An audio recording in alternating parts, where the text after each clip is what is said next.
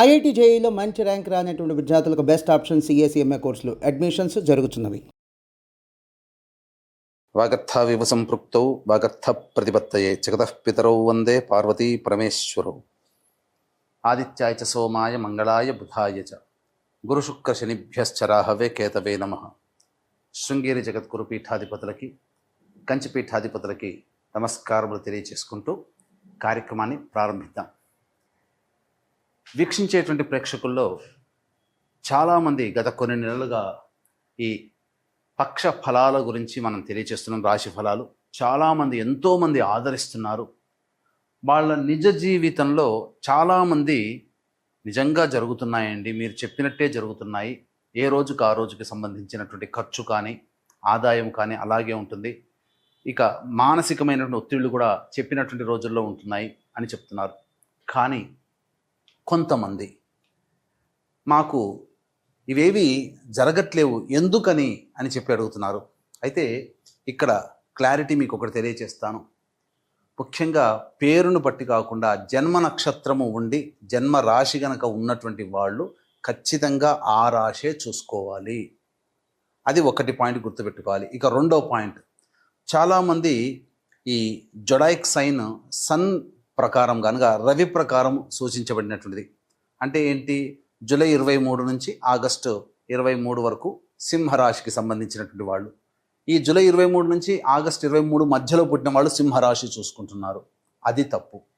మీరు పుట్టిన date, time, ప్లేస్ను బట్టి మీకంటూ ఒక నక్షత్రము, ఒక రాశి ఉంటుంది. ఆ రాశి మాత్రమే చూసుకోవాలి. అయితే కొంతమంది మరి మాకు నక్షత్రాలు రాశులు లేవండి, మరి ఏంటి అన్నప్పుడు నామ నక్షత్రాన్ని బట్టి చూసుకోవాలి. అయితే ఇక్కడ కూడా చాలామంది పొరబడుతున్నటువంటి విషయం ఏంటంటే, ఉదాహరణకి లక్ష్మి అనే అమ్మాయి ఉంది.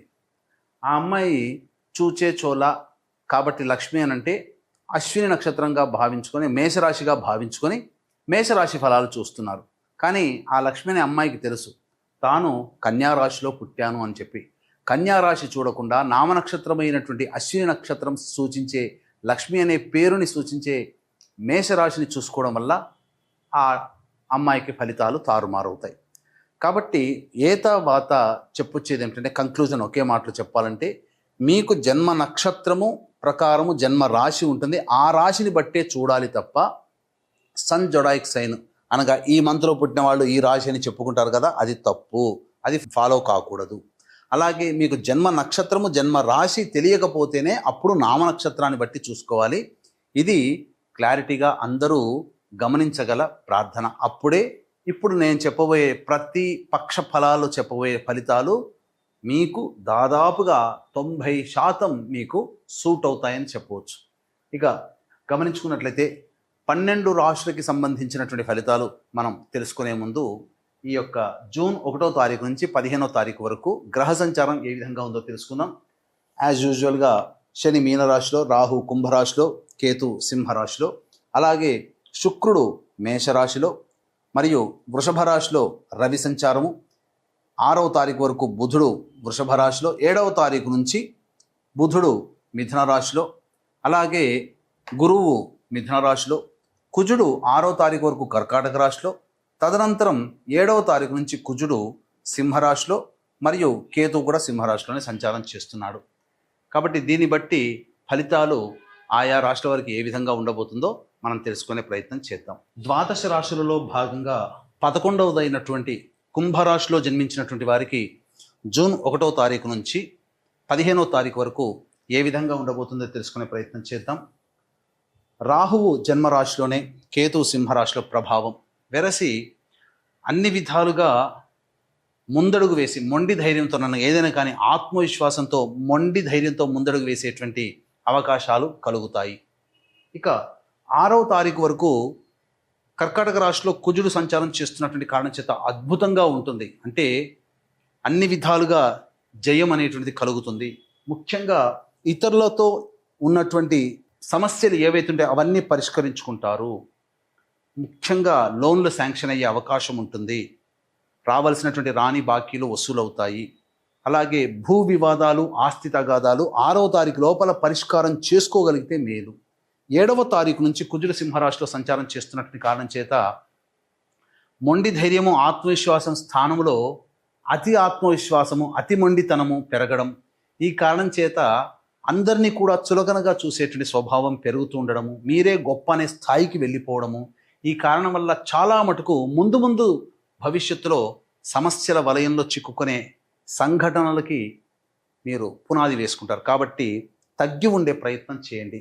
ఇక 2వ రాశిలో శని సంచారం చేస్తున్నటువంటి కారణం చేత మీనరాశిలో ప్రధానంగా ధనపరమైనటువంటి విషయాల్లో కాస్త జాగ్రత్తలు పాటించండి. మీ దగ్గర ఉంది కదా అని చెప్పేసేసి ఎవరికి పడితే వాళ్ళకి అప్పుగా ఇవ్వడమో లేకపోతే సహాయం ద్వారా మీ డబ్బుని కోల్పోతారు. ముఖ్యంగా కుటుంబపరముగా అనగా కుటుంబానికి సమయం కేటాయించలేని పరిస్థితి కలుగుతుంది. ఇక శుక్రుడు మేషరాశిలో సంచారం చేస్తున్నటువంటి కారణం చేత నూతన వ్యక్తులు పరిచయం అవుతారు, నూతన స్త్రీలు ముఖ్యంగా పరిచయం అవుతారు. అలాగే ఇతరుల సహాయ సహకారాలతో మీ పనులన్నీ చక్కబెట్టుకుంటారు. ముఖ్యంగా అన్ని విధాలుగా ఒక ఆనందదాయకంగా గడపడానికి మీరు మార్గాలు ఏర్పరచుకుంటారు. అలాగే మీ యొక్క హోదాకి మించి ఖర్చులు కూడా పెట్టే అవకాశం ఉంది. అంటే హోదాకి తగ్గట్టుగా హోదాని ప్రదర్శించడం కోసం అనవసరమైన ఖర్చులు కూడా పెట్టే అవకాశాలు గోచరమవుతున్నాయి. ఇక 4వ స్థానంలో ఈ యొక్క బుధుడు 6వ తారీఖు వరకు సంచారం చేస్తూ ఉండడం, ఈ కారణం వలన మీ తెలివితేటలతో అన్ని సమస్యల్ని పరిష్కరించుకోగలుగుతారు. ముఖ్యంగా ఉద్యోగంలో రాణింపు ఉంటుంది, ఇంటర్వ్యూలో ఉన్నటువంటి వాళ్ళు సెలెక్ట్ అవుతారు. పోటీ పరీక్షల్లో ఉన్నటువంటి వాళ్ళకి 6వ తారీఖు లోపల కనుక ఉంటే ఖచ్చితంగా మీరు ఊహించిన దానికంటే అధిక శాతంతో ఉత్తీర్ణత శాతాన్ని పొందుతారని చెప్పవచ్చు.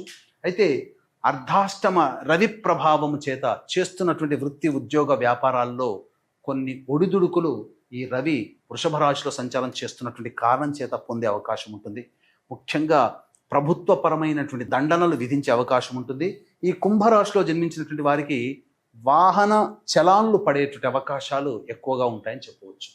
ఇక 7వ తారీఖు నుంచి బుధుడు మిథున రాశిలో సంచారము, ఇది మీ యొక్క సామర్థ్యాన్ని తక్కువ చేసే విధంగా ఉంటాయి. మీ తెలివితేటలు పనికి రాకుండా పోతాయి. అంటే సరైన నిర్ణయాలు తీసుకోలేకపోతారు. స్పాంటేనియస్గా సమయస్ఫూర్తితో మీరు వ్యవహరించలేకపోతారు. తద్వారా కొన్ని ఇబ్బందికర పరిస్థితులు. అట్లాగే స్పెక్యులేషన్ రంగంలో ఉన్నటువంటి వాళ్ళు మీరు మొట్టమొదట కరెక్ట్గానే ఊహిస్తారు, కానీ నిర్ణయం తీసుకోవడం వల్ల ఆ స్టాక్స్లలో డబ్బుల్ని ఎక్కువగా నష్టపోతారు. అంటే డబ్బు ఖర్చు కాదు, అంటే ఇక్కడ జరిగేటువంటిది ఏంటంటే మీ నిర్ణయం వల్ల మీకు అధిక లాభం వచ్చేది కాస్త లాభం రాకుండా ఉంటుంది. ఆ లాభం తగ్గిపోతే నష్టమే కదా. ఇక మిథున రాశిలో గురు సంచార ప్రభావం మీకు సంపూర్ణముగా అన్ని రంగాలలో ఉన్నటువంటి వారికి దైవ అనుగ్రహం కలుగుతుంది, మద్దతు ఉంటుంది, అదృష్టం కూడా ఉంటుంది. కానీ ఒక గ్రహం మీకు అనుకూలంగా ఉంటే మిగతా గ్రహాలు అనుకూలంగా ఉంచాలి కదా. కాబట్టి మీరు మిగతా గ్రహాల యొక్క అనుగ్రహాన్ని పొందే ప్రయత్నం కూడా చేసుకుంటే చాలా మంచిది. అదృష్ట రూపంలో దైవం మీకు తోడ్పాటు సహాయ సహకారాలు మీకు అందిస్తాయని చెప్పవచ్చు. ఇక ఈ కుంభరాశిలో జన్మించినటువంటి మహిళలకి గతంలో కంటే కూడా మెరుగైనటువంటి జీవనం ఉంటుంది. మీ హోదా పెరుగుతుంది, హోదాకి తగ్గట్టుగా మీ ఖర్చులు పెట్టాల్సినటువంటి పరిస్థితి వస్తుంది. అలాగే విలువైనటువంటి వస్తువులు, ఆభరణాలు, గృహోపకరణాలు కొనుగోలు చేస్తారు, ఆస్తిపాస్తులు పెంచుకుంటారు, స్థల రిజిస్ట్రేషన్ కూడా జరిగేటువంటి అవకాశం ఉంటుంది. ముఖ్యంగా సంతానం కోసం ఎదురు చూసేటువంటి మహిళలకి చక్కటి వార్త వింటారు. అలాగే వివాహం కావాల్సినటువంటి అమ్మాయిలకి వివాహ సంబంధాలు కుదురుతాయి. అన్ని విధాలుగా యోగదాయకంగా ఉంటుంది అని చెప్పవచ్చు. ఈ యొక్క 1వ తారీఖు నుంచి 15వ తారీఖు వరకు రోజువారీ కార్యక్రమాల్లో ఏ విధంగా ఉండబోతుందో తెలుసుకునే ముందు మహాజ్యేష్ఠ పౌర్ణమి, జ్యేష్ఠమాసము బుధుడు అధిపతి, ఆ రోజు బుధవారము బుధుడు అధిపతి, మరియు ఆ రోజు జ్యేష్ఠ నక్షత్రము, నక్షత్రానికి అధిపతి బుధుడే. ఇది మహాజ్యేష్ఠ పౌర్ణమి అని చెబుతారు. ఈ రోజున ఏ దేవతని మనం ఉపాసన చేస్తే ఆ దేవత యొక్క సంపూర్ణ దివ్య అనుగ్రహం కలుగుతుంది. కాబట్టి మన యొక్క జీవితంలో జరిగే మంచి చెడు, కష్టము నష్టము, సుఖము దుఃఖము అన్నీ నవగ్రహాల యొక్క ప్రభావం వల్ల కలుగుతాయి. ఆ నవగ్రహాల దశాంతర్దశల యొక్క ప్రభావం వల్లనే మనకు కొన్ని సంఘటనలు జరుగుతూ ఉంటుంటాయి. కాబట్టి ఇట్టి నవగ్రహాల సంపూర్ణ అనుగ్రహం మనకు కలగాలనేటువంటి యొక్క సదుద్దేశంతో ఆ 11వ తారీఖు జ్యేష్ఠ పౌర్ణమి రోజున, మహాజ్యేష్ఠ పౌర్ణమి రోజున సంపూర్ణ నవగ్రహ శాంతి, అలాగే జాతకరీత్యా విద్య, వివాహ, ఉద్యోగ, దాంపత్య, అనారోగ్య సమస్యల నివారణకై సర్వదోష నివారణ పూజల హోమాలు మీ గోత్రనామాదులతో జరిపించి శక్తిపాతము చేయబడినటువంటి కరుంగలి మాల మీకు అందించడం జరుగుతుంది. అవకాశం ఉన్నవాళ్ళు కార్యక్రమ తదనంతరం కాంటాక్ట్ చేసి మీ గోత్రనామాదులు నమోదు చేసుకోవచ్చు. 1వ తారీఖు, 2, 3, 4 తారీఖుల్లో జీవితం చాలా గొప్పగా ఉంటుంది. అన్ని విధాలుగా ఆనందదాయకంగా ఉంటుంది. మరీ ముఖ్యంగా రాని బాకీలు వసూలవుతాయి. నిరుద్యోగస్తులకి ఉద్యోగం లభించే అవకాశం ఉంటుంది. ధనపరమైనటువంటి సమస్యల్ని పూర్తి చేసుకుంటారు. విందుల వినోదాల్లో పాల్గొంటారు. కుటుంబ సభ్యులతో ఆనందంగా జీవిస్తారు. 5, 6 తేదీలలో ఖర్చులు అధికంగా ఉంటాయి. మానసిక ప్రశాంతత లోపిస్తుంది. అనవసరమైనటువంటి వివాదాల్లో తలదూర్చుతారు. ఏ పని చేయాలన్న ఆసక్తి ఉండదు. ముఖ్యంగా ప్రశాంతత లేని జీవితం గడుపుతారు. 7, 8, 9 తారీఖుల్లో సంతానం మూలకంగా ఖర్చులు, సమస్యలు పెరుగుతాయి. విభేదాలు పెరుగుతాయి. అలాగే వృధా కాలయాపన జరుగుతుంది. ఆస్తి గొడవలు పెరుగుతాయి. ముఖ్యంగా ధనము కూడా బాగా ఖర్చు అవుతుంది అని చెప్పవచ్చు. 10, 11, 12, 13, 14 తేదీల్లో వృత్తి, ఉద్యోగ, వ్యాపార రంగంలో ఉన్నటువంటి వాళ్ళకి మంచి స్థితిగతులు కలుగుతాయి. అధిక ధనాదాయం చాలా చక్కగా ఉంటుంది. మీ అవసరాలకి, ఖర్చులకి మించిన ఆదాయం లభించడం ద్వారా చాలా సంతోషంగా ఉంటారు. ముఖ్యంగా ధైర్యంతో ఉంటారు. ఇక రాని బాకీలు కూడా వసూలవుతాయి. ఆనందంగా జీవిస్తారు. నిరుద్యోగస్తులకి ఉద్యోగం లభిస్తుంది. 15వ తారీఖు రోజున మాత్రం ఖర్చులు అధికంగా ఉంటాయి. అనవసరమైనటువంటి ప్రయాణాలు చేస్తారు. ముఖ్యంగా ఏ పని చేయాలన్నా ఆసక్తి ఉండదు. సరైన నిద్ర ఉండదు. సమయానికి భోజనం చేయరు. ఒక జిగ్జాగ్ లాగా ఉంటుంది. వృధా కాలయాపన ఎక్కువగా ఉంటుందని చెప్పవచ్చు. ఇక గమనించుకున్నట్లయితే ఇప్పుడు చెప్పబడినటువంటివన్నీ కూడా మీ దైనందిన కార్యక్రమాల్లో జరిగే మంచి, చెడు, ఆదాయము, ఖర్చులు. ఇక ఇంతకంటే ఇంకా మీ యొక్క జాతకం గురించి సంపూర్ణంగా తెలుసుకోవాలి అనంటే దగ్గరలోని మంచి ఉపాసనా పరులైనటువంటి జ్యోతిష్యులని సంప్రదించి వారి సలహాలు, సూచనలు కనుక పాటించినట్లయితే మరింత మెరుగైనటువంటి జీవితాన్ని పొందుతారని తెలియచేయవచ్చు. అలాగే మహాజ్యేష్ఠ పౌర్ణమి రోజున ఏ దేవత ఉపాసిస్తే ఆ దేవత అనుగ్రహం సంపూర్ణంగా ఉంటుంది. కాబట్టి మనల్ని నడిపించేది నవగ్రహాలే కావున సంపూర్ణ నవగ్రహ శాంతి, జాతకరీత్యా కలుగు అన్ని రకాల దోష నివారణకి సర్వదోష నివారణ హోమాలు అనేటువంటివి జరిపించి శక్తిపాతం చేయబడినటువంటి కరుంగలి మాలని మీకు అందించడం జరుగుతుంది. అవకాశం ఉన్న వాళ్ళు ఆ 11 జూన్ తారీఖు రోజున 9 గంటలకు ప్రారంభమవుతుంది. కాబట్టి ఈ లోపల నమోదు చేసుకోండి. మ్యాక్సిమం 8 గంటల లోపల ఆ 11వ తారీఖు రోజునైనా నమోదు చేసుకునే ప్రయత్నం చేయండి. సర్వం శ్రీ ఉమామహేశ్వర పరబ్రహ్మార్పణమస్తు.